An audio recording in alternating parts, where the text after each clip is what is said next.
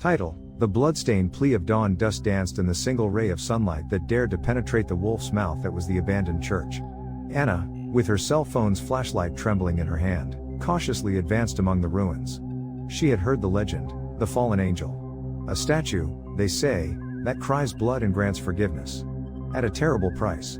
She was a journalist, a young woman hungry for the scoop that would launch her into stardom. The angel's story was her opportunity. The air was dense, laden with humidity and a stench of confinement that scratched her throat. Faded paintings of disfigured saints clung to the walls like specters of a pious past. And then, there it was. On the main altar, the statue. An angel of white marble, tall and imposing, with its wings spread as if about to take flight. But something was horribly wrong. Two thin red lines streaked its cheeks, dried blood that gleamed in the dim light. Impressive, Anna whispered, feeling a chill that didn't come just from the cold of the place. She approached, taking photos with her cell phone. The closer she got, the more intense the feeling of unease became. The blood seemed fresh, almost alive. "Hello?" she asked, her voice sounding hollow in the sepulchral silence. Silence answered. But not for long. "Come to me. I will give you forgiveness." Anna startled, spinning on her heels. There was no one there. The voice seemed to come from everywhere and nowhere. "Who's there?" she demanded, her heart pounding a mile a minute. "I am the answer to your prayers. I am the relief to your suffering. Come to me, my daughter." The voice was hypnotic, weaving a spell around her. Anna felt an invisible force pulling her toward the statue.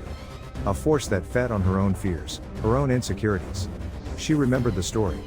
The angel attracts sinners. Was she a sinner? Doubt, like a venomous snake, coiled in her mind. She forced herself to back away, fighting against the irresistible attraction. She had to get out of there. This time, Anna managed to see a slight movement in the statue, just a subtle nod. "No!" she screamed, turning and running toward the door. But the door, which had been opened before, was now slammed shut. The worm-eaten wood looked new, solid, impenetrable. "You cannot escape," the voice whispered, now closer, more intense. Anna turned again. The statue was moving. Slowly, with jerky and unnatural movements, it descended from the altar. The angel's eyes, once empty and stony, now glowed with a red and malevolent light. "Who are you?" Anna asked, her voice barely a thread. The statue smiled. A terrible smile, devoid of all goodness and compassion. "I am what you need," it replied. "I am the cure for your sick soul." The statue, now completely detached from the altar, began to advance towards her. Each step made the ground tremble beneath her feet. "What do you want?" Anna asked, backing up until she hit a wall. "I want your soul," the statue replied, extending a marble hand towards her. "I want your pain. I want your darkness." Anna screamed and closed her eyes. She felt the cold, hard hand of the angel brush her cheek. A wave of pain washed over her, a pain that was not physical, but emotional. She relived her worst memories, her greatest failures, her deepest fears. "I will free you from all this," the voice whispered in her ear. "You just have to let go." Anna felt herself giving in. The voice was so persuasive, the promise so tempting. She was about to yield, to surrender her soul to that infernal creature. But then, she remembered why she was there. She remembered her dream, her ambition, her desire to make a difference. She remembered that she was stronger than her fears. She opened her eyes and looked the statue in the face. Instead of the marble angel, she saw a horrendous face, deformed by evil. She saw a demon in disguise, a creature that fed on human despair. "No!" she screamed, with all the strength of her lungs. "I will not give you my soul." And then, she did something she never thought she would be capable of doing. She grabbed a broken piece of wood from the floor and plunged it into the statue's eye. The creature screamed. A heartbreaking scream that made the foundations of the church vibrate. The red light in its eyes went out and the statue staggered back. Anna seized the opportunity to run towards the door. She touched it and, to her surprise, it opened. She ran out into the daylight, leaving behind the cursed church and the fallen angel. She ran until her lungs hurt, until her legs could take no more.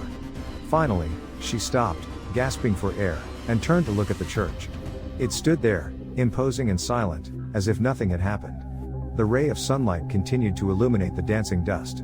Anna knew that she would never forget what she had seen. She knew that she had been on the verge of damnation and that only her own strength had saved her.